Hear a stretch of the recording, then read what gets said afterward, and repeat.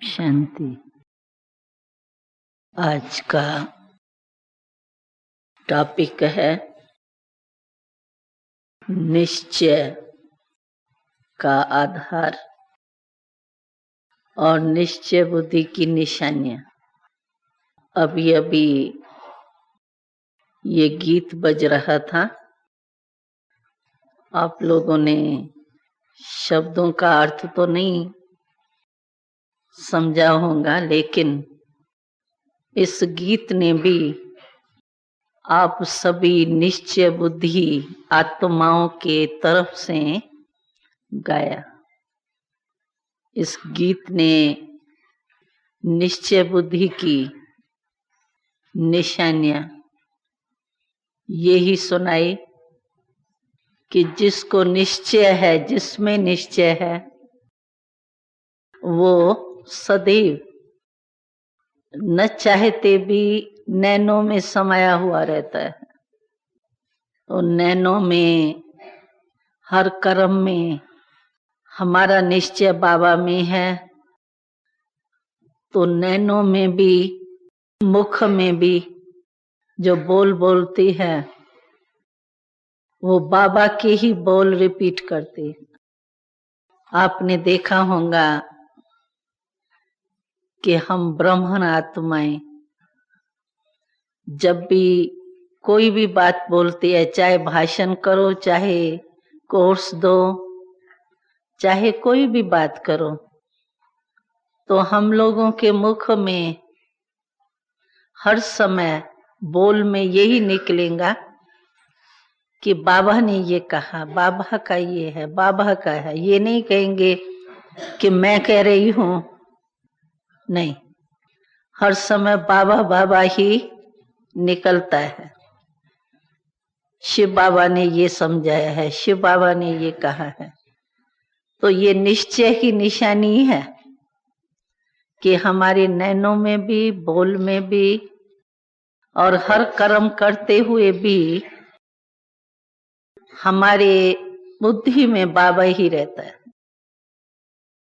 इसलिए हम सिर्फ योग शब्द नहीं कहते हैं, लेकिन कर्म योगी कहते हैं। कर्म करते भी योगी है, यानी बाबा की याद में। तो निश्चय बुद्धि की निशानी तो ये हुई, उसको सिवाय बाबा के कुछ दिखाई नहीं देगा, कोई याद नहीं आएगा। लेकिन पहले क्वेश्चन ये है कि निश्चय का आधार क्या है। निश्चय की निशानी तो ये है, लेकिन पहले निश्चय हो तब तो निशानियां दिखाई देना। इसलिए पहली बात हम ये सोचे, स्पष्ट करें कि निश्चय होने का आधार क्या होता है।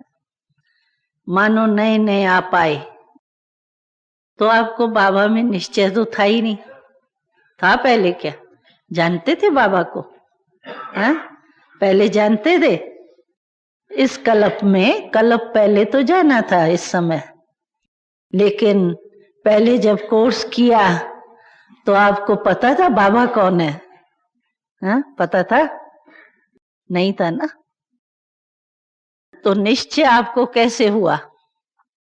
आप सभी अनुभवी हो। पहले तो ये बात है कि इस समय जो भी बैठे हैं तो निश्चय बुद्धि तो है ही ना, कि निश्चय होना है।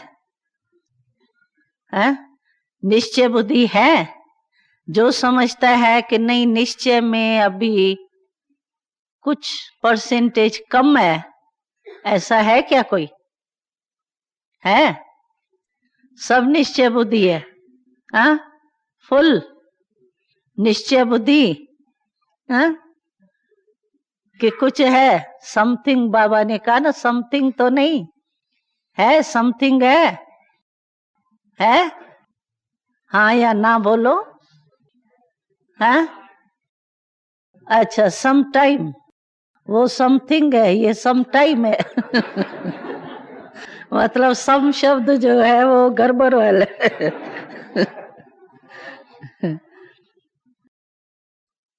तो पहले पहले हमको ये स्पष्ट करना है, अगर हो भी तो आज पक्का कर लेना, फिर सम टाइम नहीं कहना, पक्का वो कर देना। तो निश्चय का आधार, आप सब अनुभवी हो, तो आपको बाबा का पहले परिचय मिला। बाबा का के गुण क्या है, यानी परमात्मा है बाबा, ये निश्चय हुआ ना। वैसे निश्चय तो आत्माओं का आत्माओं में होता रहता है, उसकी तो कोई बड़ी बात नहीं है। लेकिन ये निश्चय है पहले परमात्मा, बाबा परमात्मा है और परमात्मा के हम बच्चे बन रहे हैं, ये पहले पहले आपको निश्चय हुआ।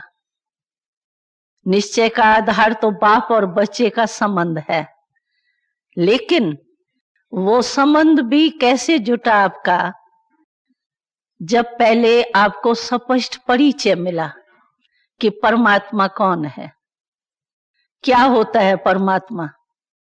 पहले तो अनेक विचार थे ना परमात्मा के प्रति, लेकिन यथार्थ परिचय परमात्मा का क्या है और उससे हमारा क्या संबंध है, उससे हमको क्या प्राप्ति होनी है, ये सारा जब ज्ञान से परिचय मिला, परमात्मा के गुण क्या होते हैं, परमात्मा के कर्तव्य क्या होते हैं, परमात्मा कैसे सृष्टि पर आता है, क्या करता है क्या नहीं करता है, ये इन सभी बातों का जब आपको स्पष्ट परिचय मिला और फिर आप याद में बैठते, योग लगाते, तो आपको वो प्राप्तियों का अनुभव हुआ।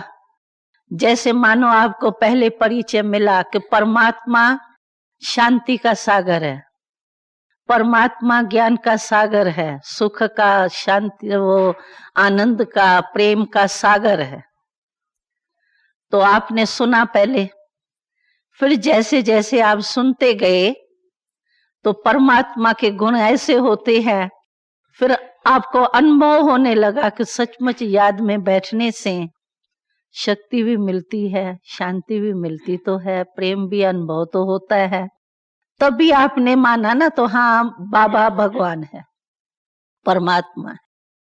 ऐसे ही तो नहीं माना ना, ब्लाइंड फेथ वाले तो नहीं है ना सभी, पूरा अच्छी तरह से जान पहचान करके और माना है।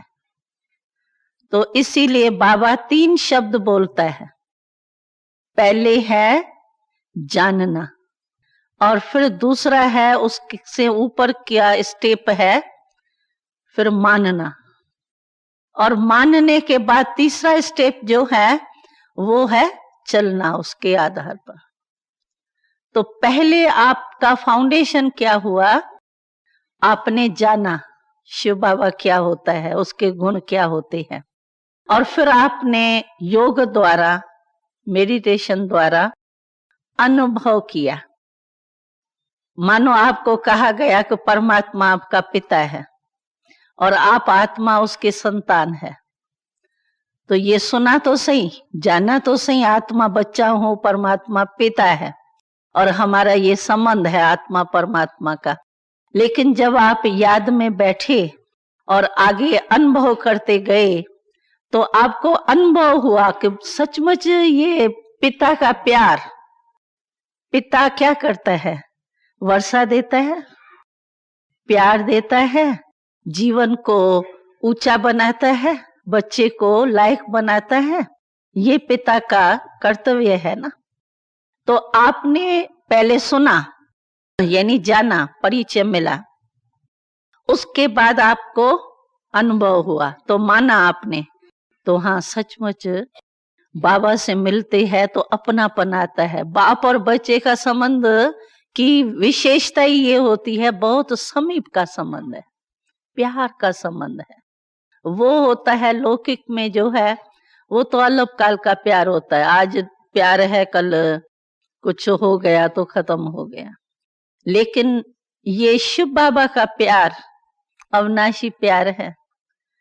तो आप लोगों ने अनुभव किया कि सचमुच बाबा से लगता है कि मेरा है, अपनापन लगता है, और प्यार भी एक अलौकिक फील होता है। तो सुना, जाना, फिर अनुभव के बाद माना और तब श्रीमत पर चलना शुरू किया, नहीं तो थोड़ी करते आप।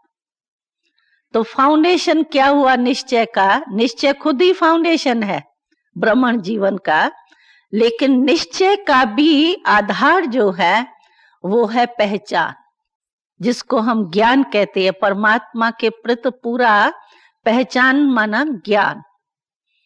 तो आपको जब ये अनुभव होने लगा तो आपने समझा, हाँ भगवान जो होता है वो इस गुणों वाला होता है।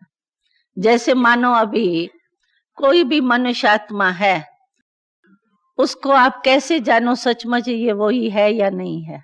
सभी को पहले देखा हुआ तो होता ही नहीं है।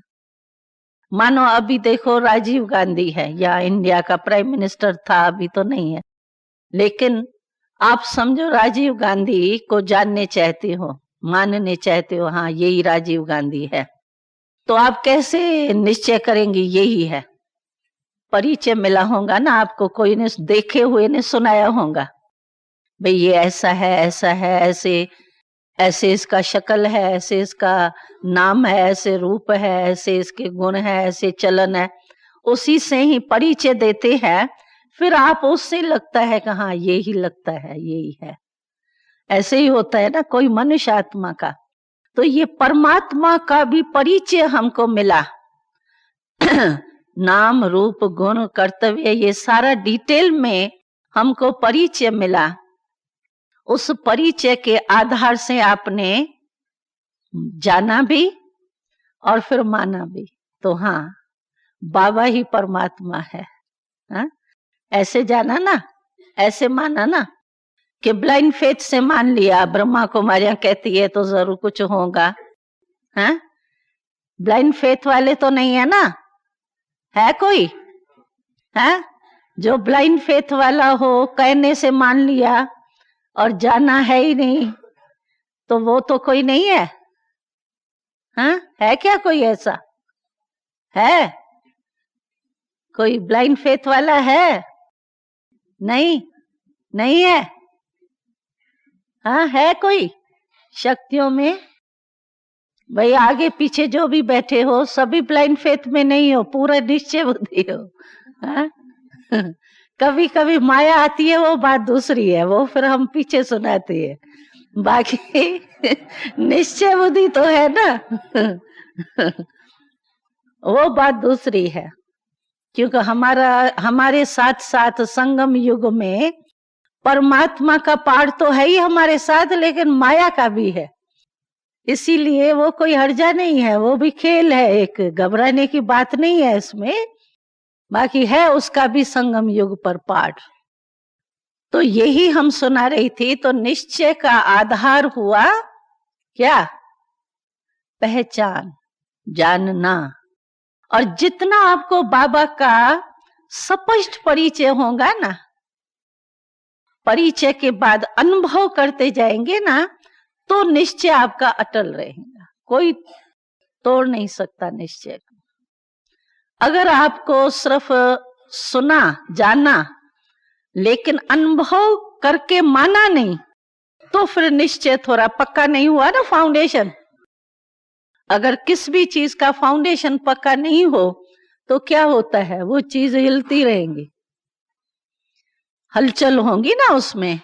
इसी रीति से बुद्धि में भी अगर क्लियर परिचय नहीं है और अनुभव करके हमने उसको माना नहीं है पूरा, तो फिर हलचल होंगी। इसीलिए ये निश्चय का फाउंडेशन बहुत पक्का चाहिए, और यही हमारे ब्राह्मण जीवन में बहुत आगे तीव्र पुरुषार्थी बनने का फाउंडेशन है। इसलिए फाउंडेशन को तो बहुत पक्का वैसे भी किया जाता है कोई भी चीज में। तो फाउंडेशन ही हमारा निश्चय है, तो उसमें तो होगा ही। तो वो आधार स्पष्ट हुआ, निश्चय का आधार स्पष्ट हुआ कि और कुछ हुआ? थ्रू तो होगा, मुख ही नहीं है ना, उसको तो क्या करेंगे? जरूर थ्रू करेगा। उसको अपना मुख तो है ही नहीं ना शिव बाबा को, इसीलिए जरूर थ्रू करेगा ना। बाकी ये है कि जिस समय हम रूह रेहान मानो करते हैं तो आत्मा की परमात्मा से रूह रेहान चलती है। तो आप भी आत्मा रूप में स्थित होके बाबा से रूह रेहान करते हो तो आपके आत्मा में वो फीलिंग आती है ना, रूह रेहान का रेस्पॉन्स मिलता है ना। जैसे आप सूक्ष्म रूप में स्थित होके बाबा से बोलते हो, वैसे सूक्ष्म रूपधारी बाबा भी जो है वो ब्रह्मा सूक्ष्म आकार में आपको फीलिंग तो देता है ना, महसूस तो कराता है ना, उत्तर तो मिलता है ना, और फील होता है ना, हाँ बाबा मेरे से बोल रहा है। यानी बोल रहा है माना मुख का आवाज जैसे यहाँ टाकी है उस रीति से नहीं मिलेगा, लेकिन आपको ऐसे ही फीलिंग होगी, बुद्धि द्वारा आत्मा को अनुभव होगा कि बाबा मेरे से बोल रहा है, मेरा जो क्वेश्चन है या बात है उसका रिस्पॉन्स बाबा दे रहा है।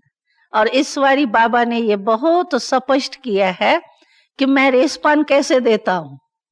ऐसे नहीं पत्र बैठ के लिखूंगा, बाबा को हाथ थोड़ी है जो बैठ के पत्र लिखेगा आपको उत्तर देगा, लेकिन मैं उत्तर देता हूं। बाबा ने इस मुरली में बोला है ना, वो तो सभी को स्पष्ट होगा। तो बात ये है कि निश्चय बुद्धि, पहला निश्चय हमारा ये है कि मैं आत्मा हूं और परमात्मा मेरा पिता है। ये है पहला निश्चय। और बाप में अगर निश्चय होगा तो मैं आत्मा हूं, ये भी निश्चय जरूरी है।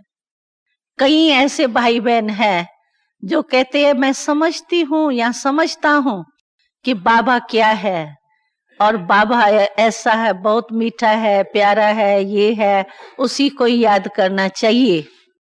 निश्चय भी है मेरे को, लेकिन अनुभव नहीं होता है। अशरीरी नहीं बन सकते हैं, फरिश्ता नहीं बन सकते हैं, बहुत मेहनत कभी कभी करनी पड़ती है। कई ऐसे कहते हैं कभी कभी करनी पड़ती है, कभी तो अच्छा हो जाता है। तो वो क्यों मेहनत करनी पड़ती है? उसका कारण ये है कि बाबा को तो पहचान लिया कि निराकार है, ज्योति बिंदु है, ये सब गुण है, ये सब पता है, लेकिन बाबा की याद की विधि जो है उसका फाउंडेशन ये है कि मैं आत्मा का पिता परमात्मा है। शरीर का पिता तो नहीं है ना हमारा शिव बाबा। शरीर के पिता का तो हर एक का नाम अलग अलग है, लेकिन हमारा मैं, हम कहती हूं शिव बाबा, तो कौन कहता है शिव बाबा? शरीर या आत्मा? आत्मा बोलती है ना। तो मैं आत्मा के नाते से शिव बाबा की संतान हूं।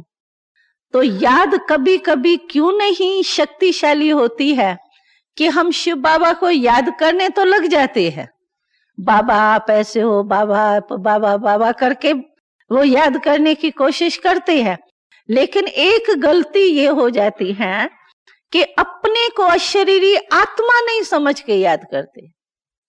और जब तक अपने को आत्मा नहीं समझा तब तक परमात्मा की यानी शिव बाबा की याद सदा काल और सहज नहीं ठहर सकती। क्यों? कि हम शरीर के भान से बाबा को याद करने चाहते, और शरीर का पिता वो है ही नहीं, तो कैसे कनेक्शन जुटेगा? आत्मा का कनेक्शन जुटेगा ना परमात्मा से, और मैं आत्मा बनी नहीं, ऐसे ही याद करने की कोशिश करती हूं। जैसे हम लोगों के चित्र में है, तो तार का तार से कनेक्शन जुटना बहुत सहज है, बस ऐसा किया तार जुट गई और लाइट आएंगी, सेकंड का काम है। लेकिन अगर मैं गलती कर दूं कि तार का रबर उतारू ही नहीं और कनेक्शन जोड़ने की कोशिश करूं, तो चाहे एक मास भी मैं लगा दूं, कनेक्शन जोड़ती रहूं, ऐसे करूं वैसे करूं ये करूं, बहुत मुश्किल भी लगे, लेकिन अगर रबर आपने नहीं उतारा तो सेकंड का कनेक्शन जोड़ना कितना मुश्किल हो जाएगा, होगा ना। तो हमारी गलती क्या होती है, जो कभी कभी योग लगाने चाहते भी है, बहुत मेहनत करते हैं, लेकिन लगता ही नहीं है। क्यों? कि दूसरे विचार समझो हमारे में आए, व्यर्थ, जिसको बाबा कहते हैं ना, व्यर्थ संकल्प होते हैं, इसीलिए बाबा की याद नहीं आती है। और व्यर्थ संकल्प अगर मेरे मन में है तो ये तो बॉडी कॉन्शियसनेस हुआ ना, मैं आत्मा सोल कॉन्शियसनेस है ही नहीं, तो गॉड कॉन्शियसनेस में कैसे ठहरेंगे? पहले तो सोल कॉन्शियस है ना। इसलिए मुरली में आप लोगों ने सुना होगा कि कभी भी बाबा याद के लिए कहता है ना, तो यही शब्द उच्चारण करते हैं, मैं आत्मा शिव बाबा की संतान हूं, बच्चा हूं। आत्मा बन करके मुझे बाप को याद करो, यही बाबा शब्द बोलते हैं। पहले ये बोलता है कि आत्मा समझ के मुझे बाप को याद करो। तो इसका फाउंडेशन याद का क्या हुआ कि सोल, मैं आत्मा अपने निश्चय में रही पहले कि हाँ मैं आत्मा हूं, क्योंकि बहुत समय तो हमारा निश्चय रहा बॉडी कॉन्शियसनेस का, मैं फलानी हूं, आत्मा हूं तो भूल ही गए थे ना। तो निश्चय पहले ये भी होना चाहिए ना फाउंडेशन कि मैं आत्मा हूं, अपने में भी निश्चय चाहिए पहले मैं आत्मा हूं, और फिर परमात्मा मेरा पिता है।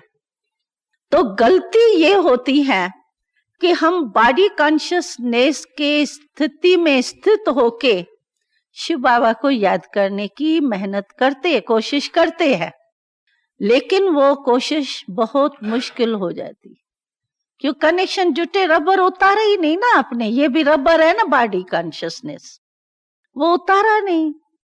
इसीलिए देखो भारत में ये मंदिर में जाते हैं ना, आप लोगों ने कभी मंदिर में गए होंगे, तो बड़े बड़े मंदिरों में हमेशा चमड़े का जूता नहीं लेके जाने देते, कहते जूता उतारो फिर मंदिर में जाओ, क्योंकि चमड़े के जूते होते हैं ना। आजकल तो प्लास्टिक के है, लेकिन पहले तो चमड़े के ही थे ना, अभी प्लास्टिक निकला है।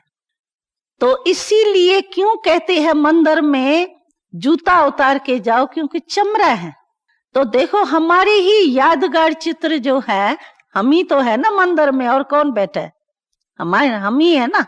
तो मंदिर में अभी जो हमारे ही चित्र हैं, उसके पास दर्शन करने के लिए, मिलने के लिए अगर लोग जाते हैं, तो उन्हों को भी कहते हैं कि आप चमड़े के जूते यहाँ छोड़ के जाओ, तभी दर्शन होगा।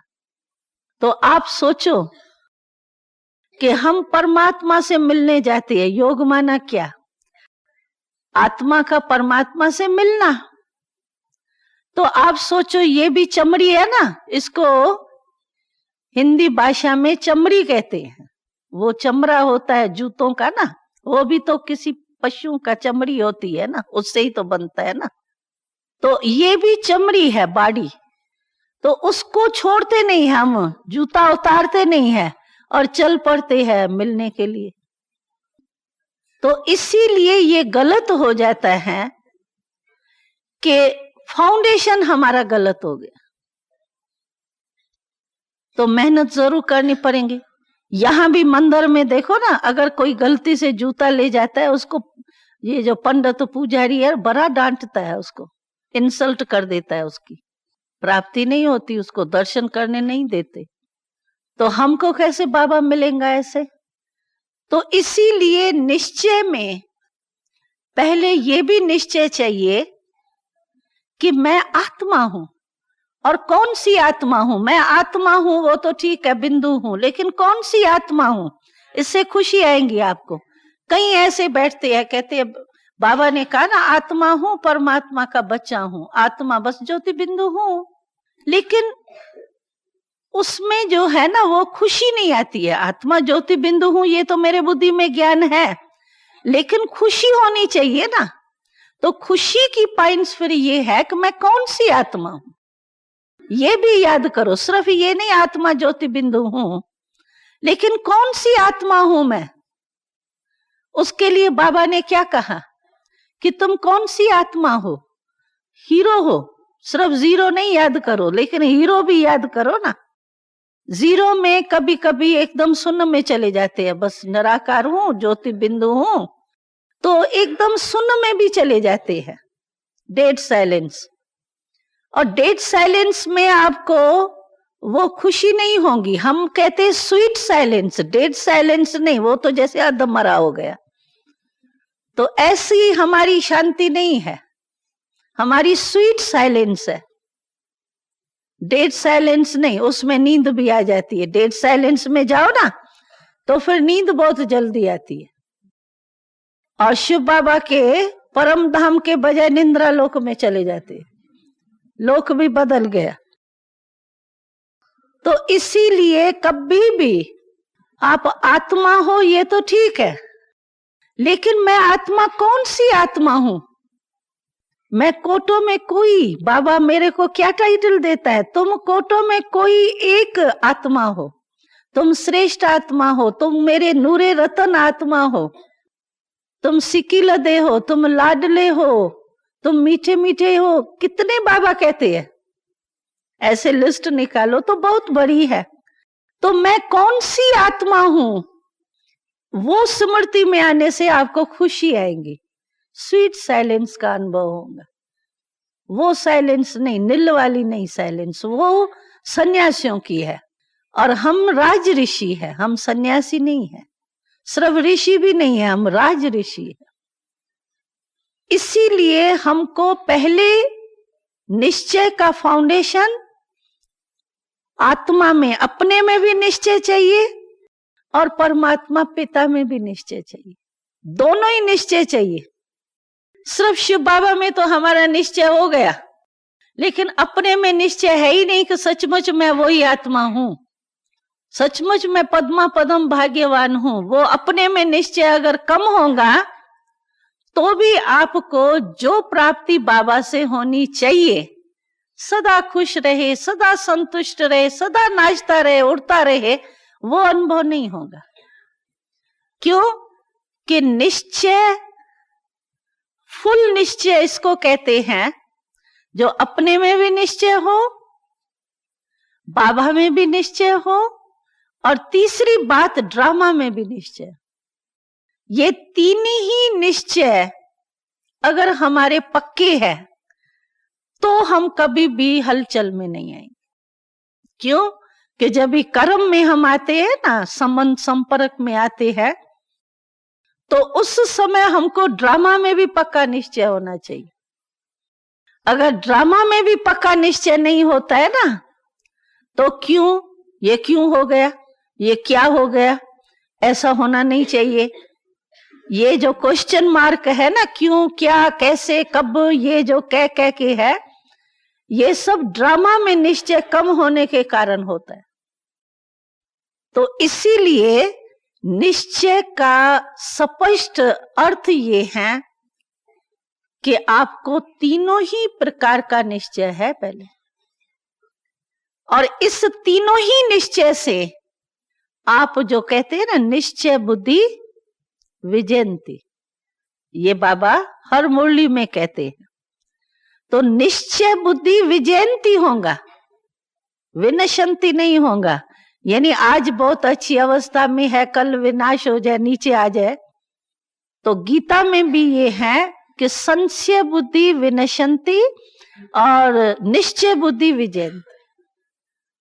तो तीनों ही प्रकार का निश्चय अगर हमारा पक्का है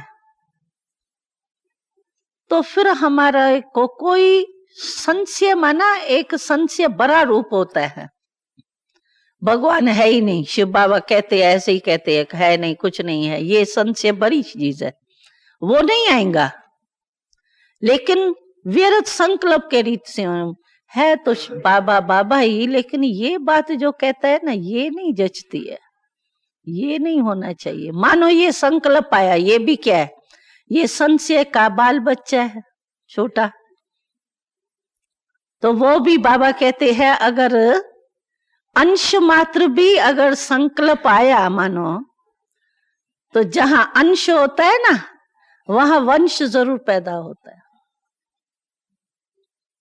अगर कहाँ भी बीज पड़ जाता है गलती से भी, यहाँ भारत में तो ये बहुत देखा है हम लोगों ने कि ये पीपल का पेड़ जो होता है ना, ये पंछी वगैरह जो है वो कुछ डाल देते हैं बीज, तो दीवार में भी निकल आता है।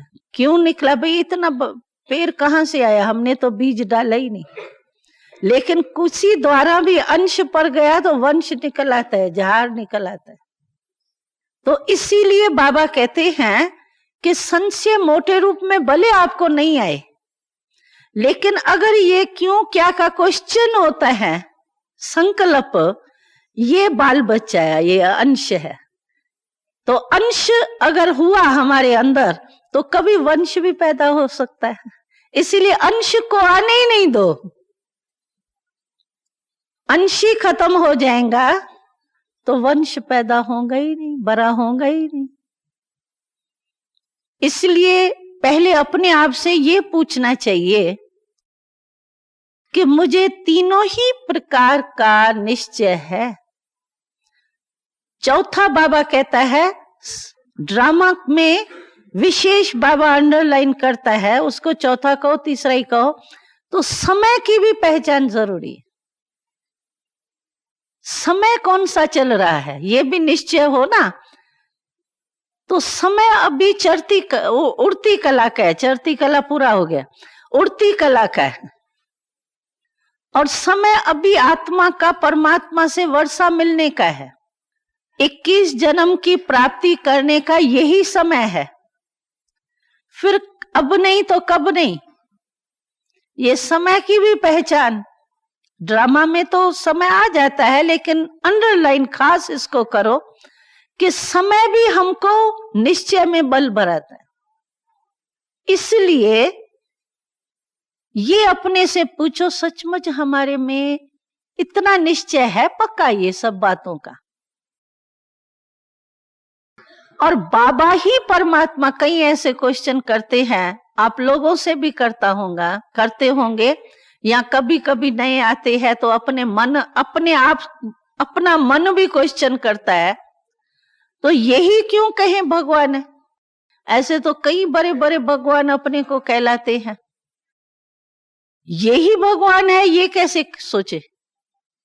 क्वेश्चन उठता है ना, लोग पूछते हैं ना, यही आपका एक ही ब्रह्मा बाबा को भगवान तो हम नहीं मानते, लेकिन ब्रह्मा बाबा में ही शिव बाबा भगवान आता है बस, और कोई वर्ल्ड में कोई है ही नहीं व्यक्ति, एक ही ब्रह्मा बाबा, इसी में भगवान आता है, कहते हैं ना। और कैसे आप मानते हो कि यही भगवान है, इसी में शिव बाबा आता है, कोई भी पता नहीं दूसरा कोई आता हो।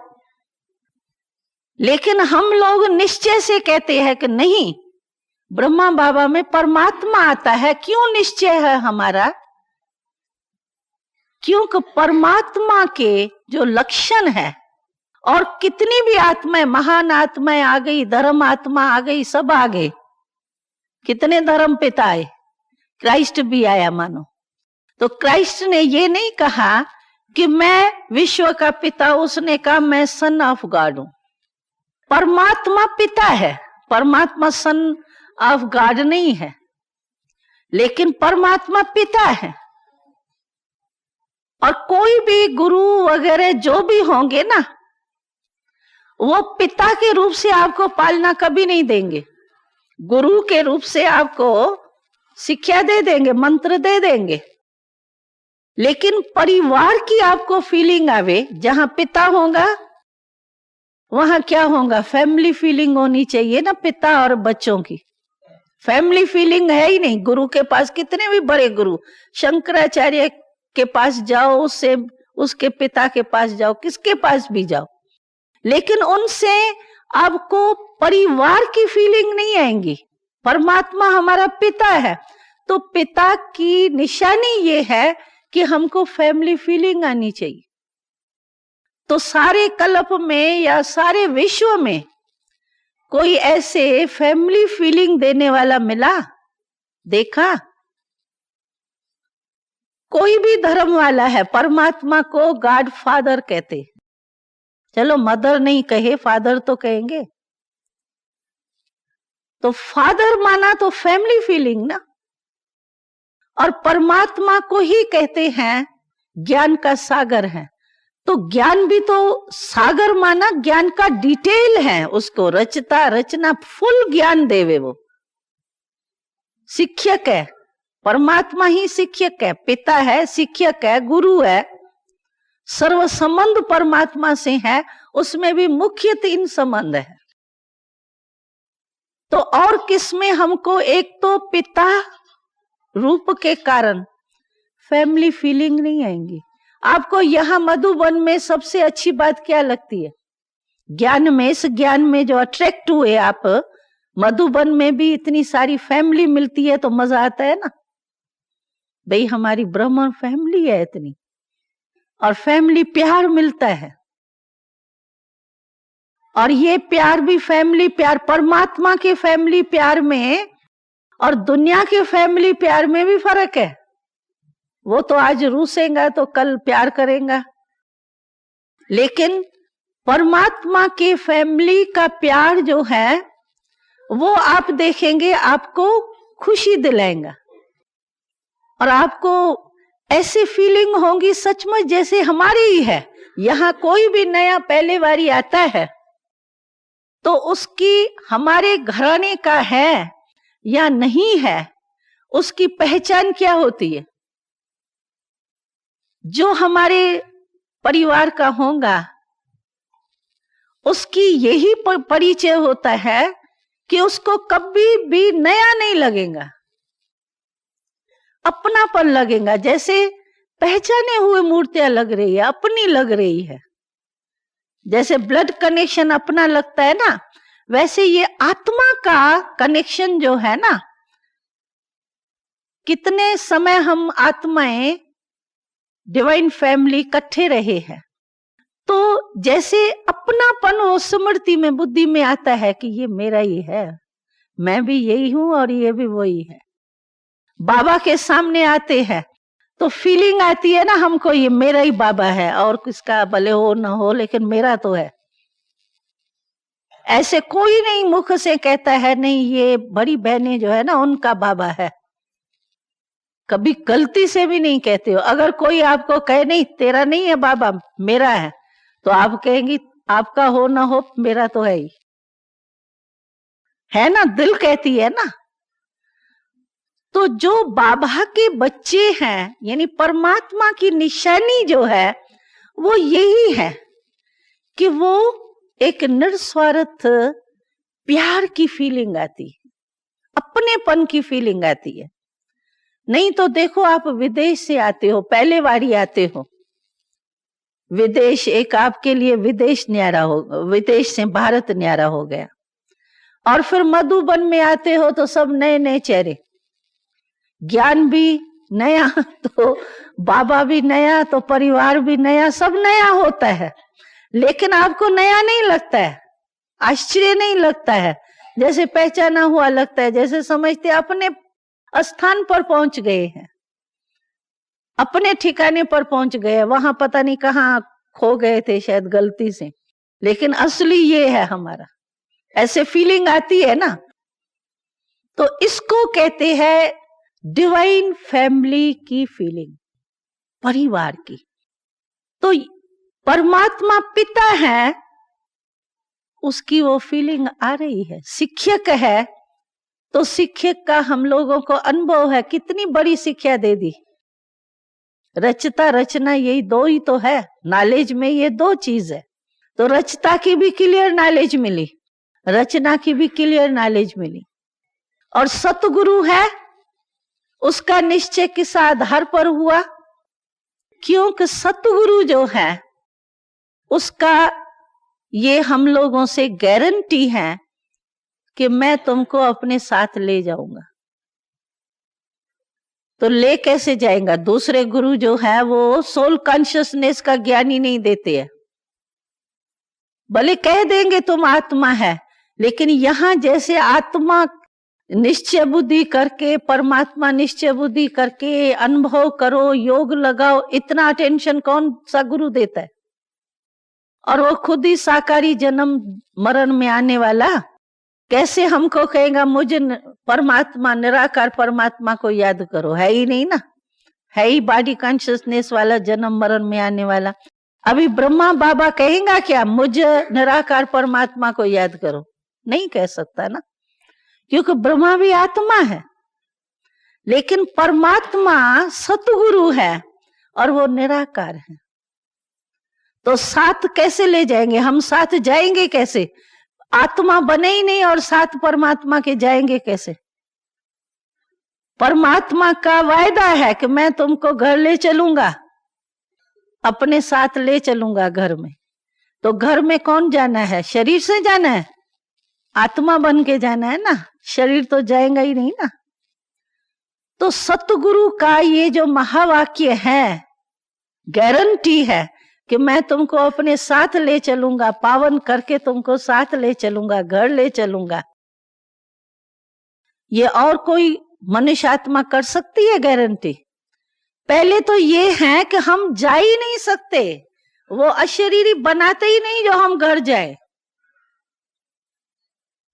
और बाबा हमको हर समय मुरली में क्या कहता है? अशरीरी बनो, बॉडी कॉन्शियस छोड़ो, सोल कॉन्शियसनेस में रहो।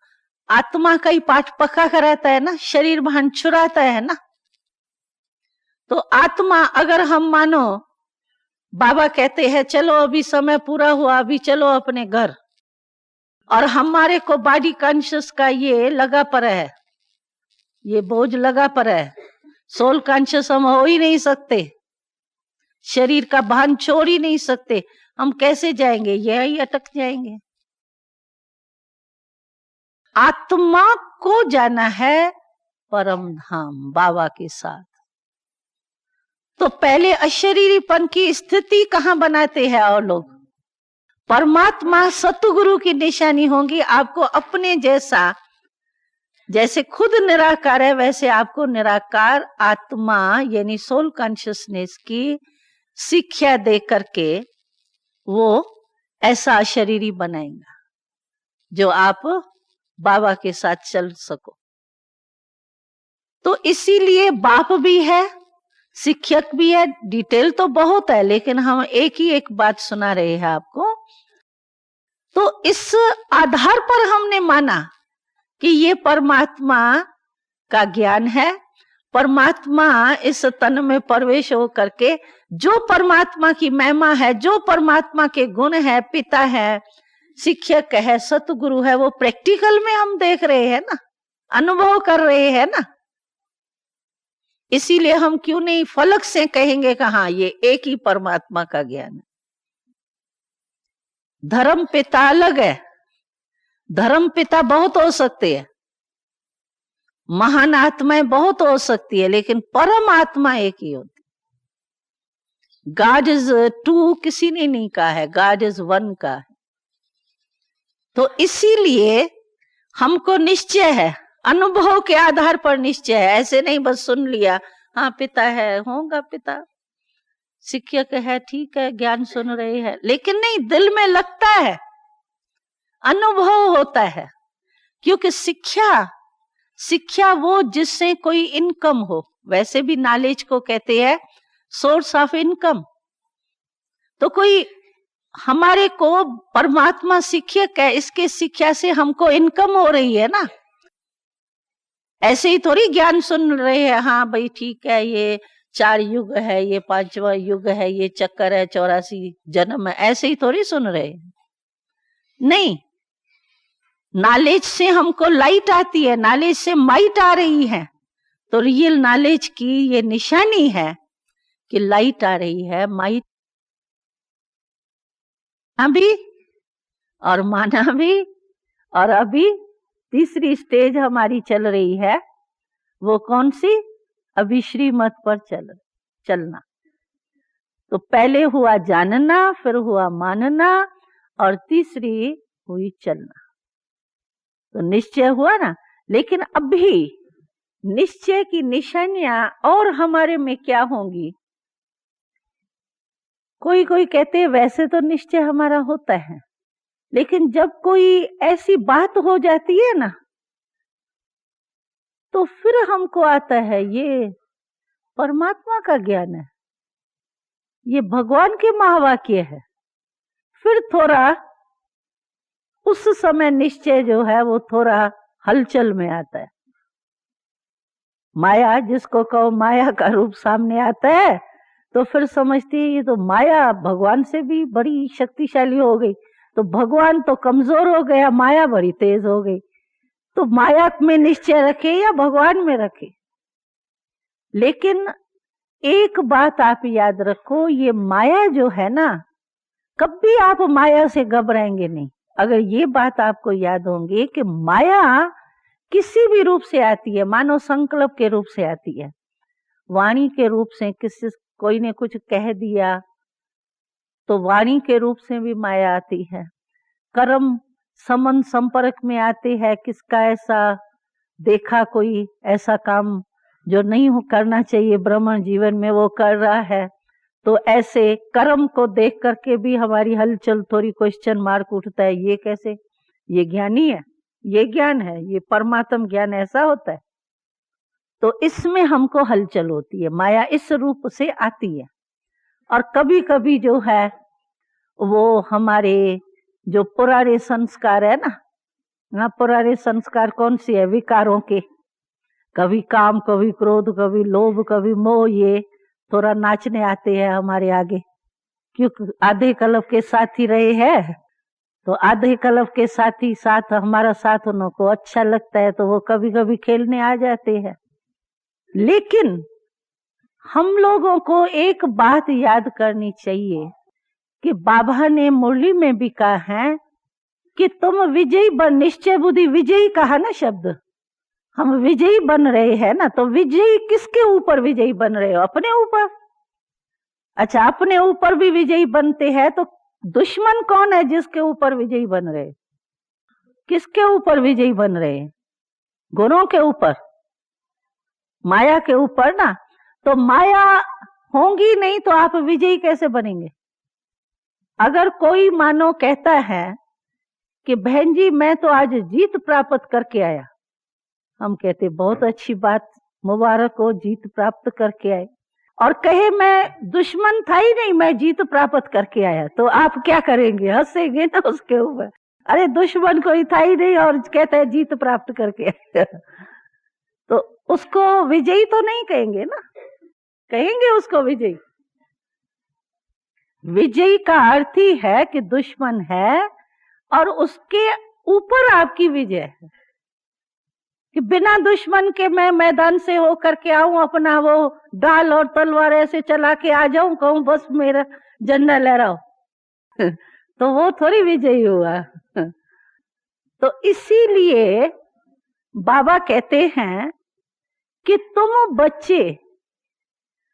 बच्चे जब ब्राह्मण बने ना, पहले माया के साथी रहे हम, 63 जन्म तो बहुत साथ दिया ना माया को, उसके ही साथी थे ना। अभी जब ज्ञान मिला हमको तो हम माया का साथ छोड़ के परमात्मा के साथी हो गए, तो वो जरूर हमारा दुश्मन बनेंगी ना, दुश्मन तो बनेंगी ना, वो अपने तरफ खींचेंगी तो सही ना। बाबा मिसाल देता है हम लोगों को, बिजनेसमैन जानते होंगे, तो बाबा कहता था तो जिसका कोई बिजनेस वाला होता है ना, तो उसके कई अच्छे पुराने ग्राहक होते हैं, मानो उसी से उनको बहुत आमदनी होती है। और ऐसे पुराने ग्राहक को मानो कोई दूसरे दुकान वाला अपना ग्राहक बनाए, तो वो पुराना बिजनेसमैन जो है वो उसको चोरेगा, कैसे भी अपने को घाटा डाल के भी वो 4 रुपया देगा तो वो कहेगा मैं 2 रुपया देता हूं, लेकिन ग्राहक नहीं जाए, मेरा पुराना अच्छा ग्राहक है। होता है ना ऐसे भाई, बिजनेसमैन करते हैं ना ऐसे। तो बाबा हम लोगों ने तो बिजनेस देखा ही नहीं, लेकिन बाबा के दृष्टांत से हम जानते हैं ये बात। तो माया भी कैसे हमको छोड़ देंगी ऐसे, इसीलिए वो हमने चैलेंज की माया को, तो आओ और हम विजयी बनेंगे। अब तो माया आएंगी नहीं तो आप विजयी कैसे बनेंगे। इसीलिए माया से घबराओ नहीं, लेकिन ये सोचो कि मैं माया के ऊपर विजयी हूं, विजय प्राप्त करने वाला, निश्चय बुद्धि विजयी रतन हूं मैं। निश्चय बुद्धि हिलने वाला रतन नहीं हूं, विजयी रतन। तो इसीलिए फिर माया से आप घबराएंगे नहीं ना, कंफ्यूज नहीं होंगे ना। कंफ्यूज मनुष्य हो जाता है ना, हाय क्या हो गया, कैसे, तो कंफ्यूज जब होता है ना मनुष्य, तभी वो हलचल में आ जाता है, घबरा जाता है और काम ठीक नहीं होता है, उल्टा ही उल्टा काम होता है। तो घबराना नहीं चाहिए माया से, ठीक है। मम्मा की बात मैं सुनाऊं, मम्मा बहुत एक अच्छा मिसाल देती थी, है तो बहुत हल्का मिसाल, हंसी का। तो मम्मा कहती थी तुम माया से घबराते, छोटे छोटे थे जब शुरू में आए मम्मा की पालना में, तो मम्मा कहती थी तुम लोग काम क्रोध लोभ, हम लोगों को काम क्रोध लोभ का ज्ञान ही नहीं था, छोटे थे। जैसे संबंध संपर्क में आ गए तो काम क्या होता है, क्रोध क्या होता है, लोभ क्या, ये ज्ञान भी मिलता गया। और फिर संगठन में कभी कभी अनुभव भी हो जाता था, कोई क्रोध कर भी लेता था। तो मम्मा कहती थी तुम घबराते क्यों हो, बिल्कुल घबराओ नहीं। हम कहते थे मम्मा ये क्रोध आ गया ना, इसमें आ गया या मेरे में आ गया, तो घबराएंगे तो सही ना, क्रोध तो खराब चीज है ना, घबराएंगे तो सही ना। तो मम्मा कहती थी देखो, एक दादा है, यानी ग्रैंडफादर, ग्रैंडफादर कहते हैं, तो मतलब वो बड़ा बुजुर्ग, और उसके पोतरे दोतरे होते हैं, छोटे छोटे छोटे छोटे बच्चे होते हैं ना, उनका दादा से बहुत प्यार होता है। उसके साथ बैठेगा वो तो आके खेलेंगे भी, ये भी करेंगे, उनके बाल भी पकड़ लेंगे, तो मूंछों का बाल भी पकड़ लेंगे, पोतरे होते हैं, अधिकारी होते हैं। तो मम्मा कहती थी तुम ये समझो, तुम बड़े बुजुर्ग हो ना, ये 5 छोटे बच्चे पोतरे दोतरे हैं आपके, काम क्रोध लोभ का, ये तुम्हारे पोतरे। उस पोतरे जो होते हैं ना, वो अपना अधिकार समझ करके कभी मूछ के बाल में भी हाथ, वैसे अगर कोई के मूछ में के बाल में कोई हाथ लगाए तो खून कर देवे, इंसल्ट समझे अपनी। और वैसे अगर पोता पोतरी होगा तो कहेगी ये छोटे बच्चे है ना, ये खेल रहे हैं, ये नहीं समझेंगे मेरी इंसल्ट हो रही है, लेकिन ये समझेंगे ये खेल कर रहे हैं, अभी छोटे छोटे बच्चे हैं, कोई हर्जा नहीं। तो मम्मा हम लोगों को हमेशा ये कहती थी, तो अपने को बड़ा बुजुर्ग समझो। ये माया के 5 पोतरे दोतरे आपके पास आते हैं, खेल करके चले जाएंगे, बेचारे क्या करेंगे, खेलने दो इन्हों को, तुम क्यों परेशान। कोई कोई ऐसे होते हैं ना बड़े दादा या दादियां, वो क्या चिड़चिड़े हो जाते हैं और मारेंगे एक पोतरे को चपाट, और वो और ही ज्यादा करेगा और ये उसको पीछे ही पड़ जाएगा। ऐसे कोई कोई चिड़चिड़ापन वाले होते भी है ना, तो वो घबरा करके तंग हो करके उन्हों को मारेंगे चपाट, और वो भी उसको चपाट मारने के लिए तैयार हो जाते हैं। तो मम्मा कहती थी तुम तंग होते हो ना, इसीलिए वो तंग करती है तुमको। और तुम अगर समझो कि ये चलो आया खेल किया, कभी कौन सा खेल करते हैं, कभी कौन सा खेल करते हैं, कभी क्रोध आ जाता, कभी लोभ आ जाता, एक खेल समझो और अपने को बड़ा अनुभवी समझो। बुजुर्ग माना अनुभवी, अगर अपने को अनुभवी समझो तो आपको इसका इफेक्ट नहीं आएगा। खेल देखने में तो हंसी आती है ना, मानो मल्लयुद्ध है, मल्लयुद्ध का खेल भी तो होता है ना, वैसे मल्लयुद्ध माना क्या है, एक दो को गिरा करके मार करके ठोंसे लगा के, कितना खराब है मारना। और वैसे कोई को कोई ठोंसा लगावे तो आप कहेंगे ये क्या कर रहा है, और खास टिकट खर्च करके मल्लयुद्ध का खेल देखने जाते हैं, देखो। और वैसे कोई रास्ते चलते ऐसे ऐसे कुश्ती करे तो आपको अच्छा लगेगा, छुड़ाने के लिए जाएंगे उसको, हाँ? और खेल है तो टिकट खर्च करके भी देखने जाते हैं, अच्छा लगता है हाँ? तो खेल होने से अच्छा लगता है, और वैसे आपको बुरा लगेगा। तो इसी रीति से मम्मा कहती थी घबराओ नहीं माया से, कभी भी थोड़ा भी घबराया ना तो माया भी समझ जाती है कि ये घबरा तो गई है, कमजोर तो हो गई, अभी लगाओ इसको चपाट। और इसीलिए घबराना नहीं है कभी, समझा। और दूसरी बात ये है कि माया का कोई भी स्वरूप आता है हमारे सामने तो हमेश बाबा कहता है कि ये आपका पेपर है। तो पेपर क्या करता है? अगर हमने पेपर दिया, 2 चौपड़ी हम पढ़ रहे हैं और 2 चौपड़ी का पेपर आ गया साल के बाद, तो पेपर में हमको खुशी होगी ना, तो मैं तीसरी चौपड़ी में जाऊंगी कि कहूंगी हाय पेपर आ गया, पता नहीं क्या क्यों आया, नहीं होना चाहिए, ये होना चाहिए, तो फिर तो आगे बढ़ेंगे ही नहीं। तो ये माया जो है, उनकी कोई भी प्रकार की माया का रूप हमारे सामने आता है तो हमेश बाबा हमको कहते हैं ये आपका पेपर। कोई आप लोगों का पेपर ऐसे थोड़ी होगा, हाल में बिठाएंगे बेंच पर और कागज पेंसिल देंगे, आप पेपर दो। ऐसा तो हमारा पेपर होना ही नहीं है। हमारा तो हर रोज ही ये सारा चलते फिरते पेपर हो रहा है। हमारा है ही पेपर हाल, ये विश्व ब्राह्मण परिवार, ये हमारा पेपर हाल यही है। और इसमें प्रैक्टिकल जो है वो हमारा पेपर होता है।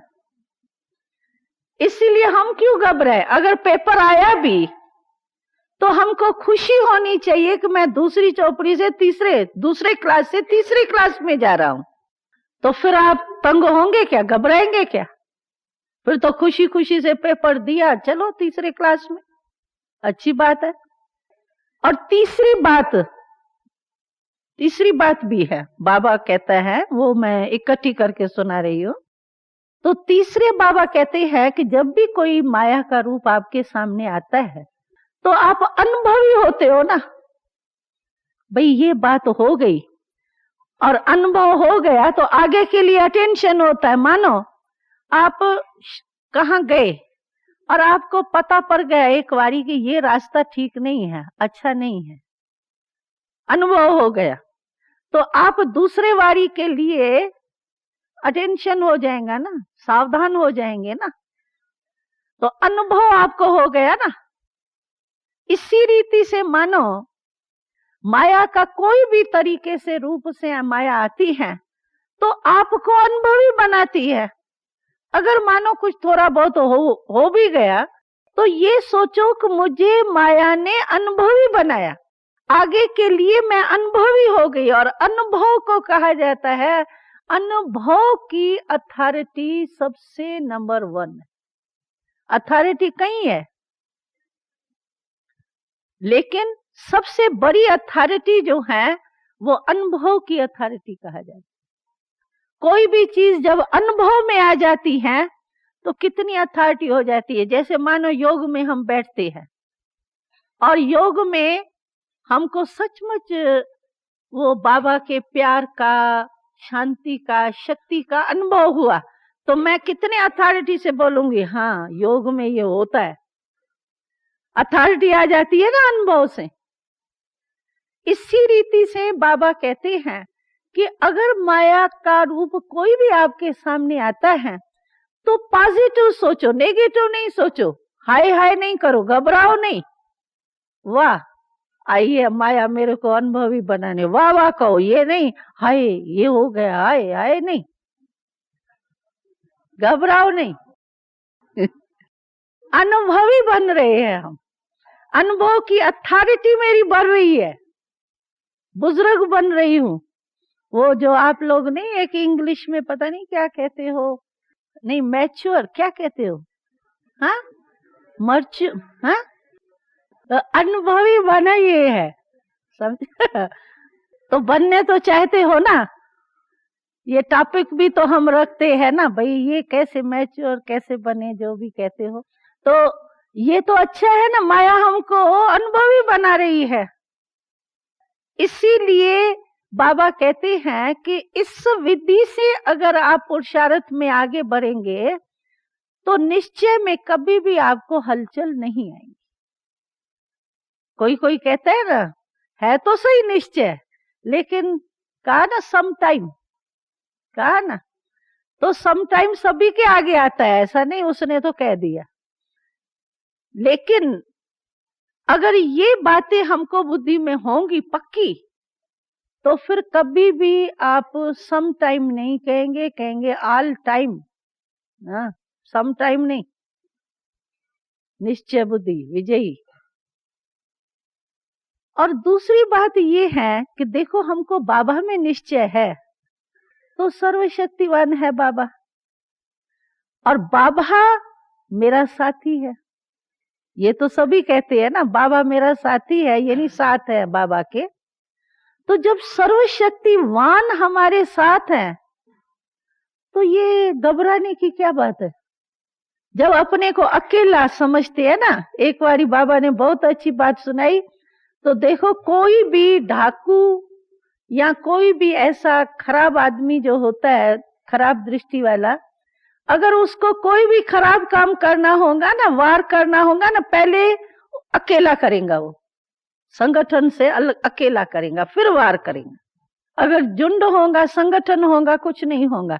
जैसे दादी नहीं आपको कहती है ना, भाई अकेले नहीं जाओ बाबा के पहाड़ी में, संगठन होगा तो कोई कुछ नहीं करेगा, अकेले होंगे तो कोई भी वार हो सकता है।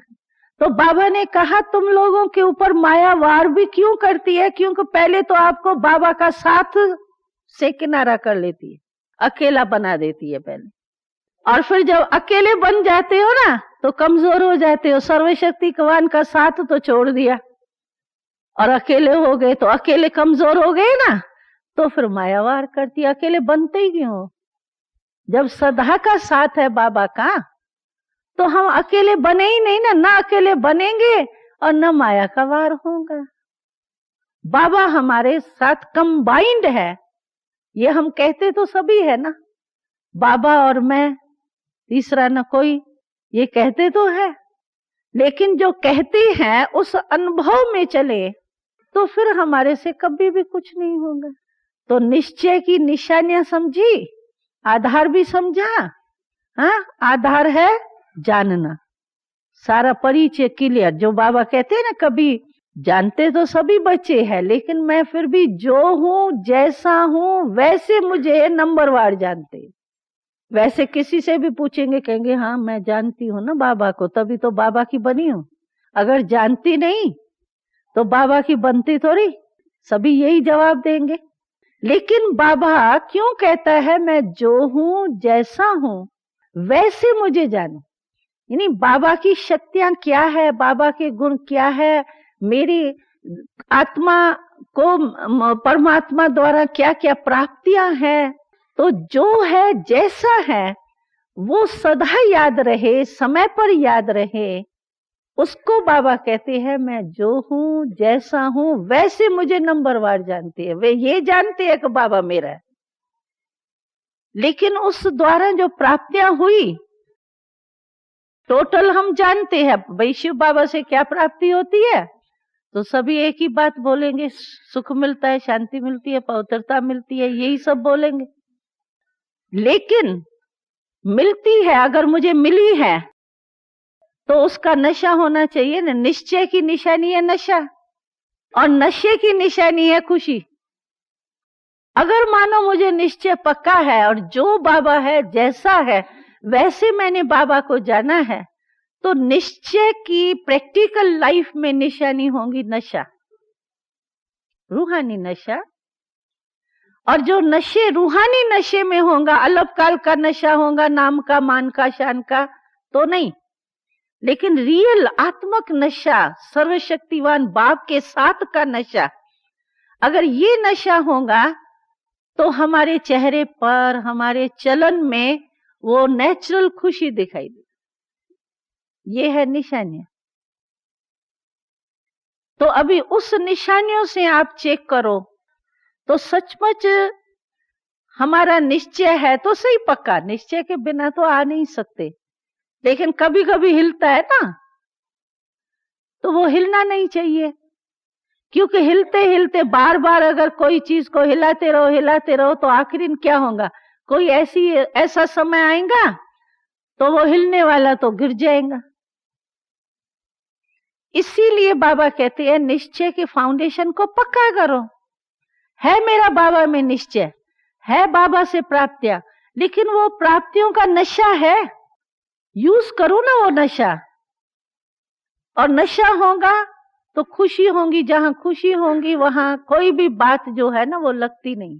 आप देखो, आप मधुबन में खुशी है ना, कोई भी थोड़ा सा भी शरीर की बीमारी होगी और वहां बीमार होंगे, कई ऐसे होते हैं छोटी सी बीमारी हुई बस समझेंगे पता नहीं क्या हो गया, होगा 100 बुखार, लेकिन मानेगा ऐसे जैसे 105 बुखार हो गए। कोई की नेचर होती है। तो यहां देखो मधुबन में आपको थोड़ी बहुत कोई भी बात होगी, मानो रहने में खाने में थोड़ा सा फर्क हुआ तो भी खुशी है ना, खुशी में आप कहेंगे कोई बड़ी बात नहीं, बहुत अरे खुशी मिल रही है ये क्या है। तो खुशी में कोई भी बात लगती नहीं है।